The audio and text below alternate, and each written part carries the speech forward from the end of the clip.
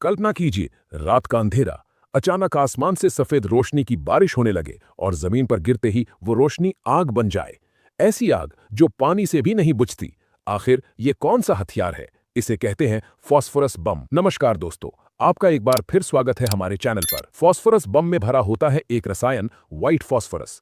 ये कोई आम बारूद नहीं है। जैसे ही ये हवा के संपर्क में आता है, ये खुद ब खुद जल उठता है। इसकी लपटें 800 डिग्री सेल्सियस से भी ज्यादा गर्म हो सकती हैं। और सबसे डरावनी बात, जब तक इसे ऑक्सीजन मिलती रहती है, ये जलता रहता है। सोचिए, अगर ये किसी इमारत, जंगल या इंसान के शरीर पर गिर जाए तो क्या होगा?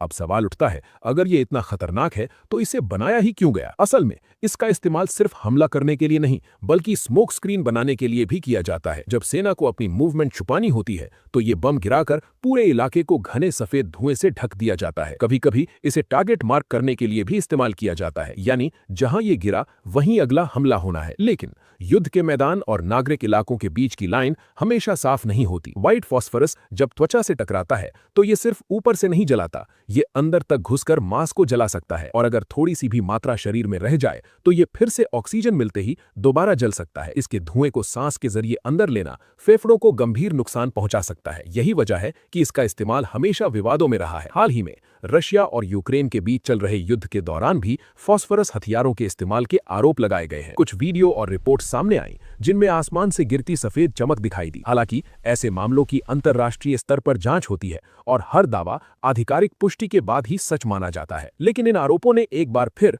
पूरी दुनिया का ध्यान इस खतरनाक हथियार की तरफ खींच लिया। फॉस्फोरस हथियार पूरी तरह से हर परिस्थिति में प्रतिबंधित नहीं है, लेकिन अगर इन्हें घनी आबादी वाले इलाकों में इस्तेमाल किया जाए तो ये अंतर्राष्ट्रीय मानवीय कानून का उल्लंघन माना जा सकता है। यानी ये सिर्फ एक बम नहीं है, ये कानून, नैतिकता और मानवता के बीच की बहस भी है। तो अगली बार जब आप किसी युद्ध की खबर में सफेद रोशनी या घना धुआं सुने तो याद रखिएगा, वो सिर्फ एक धमाका नहीं हो सकता, वो हो सकती है ऐसी आग जो गिरने के बाद भी रुकती नहीं। युद्ध में हथियार बदलते रहते हैं, लेकिन उनके निशान इतिहास में हमेशा के लिए रह जाते हैं।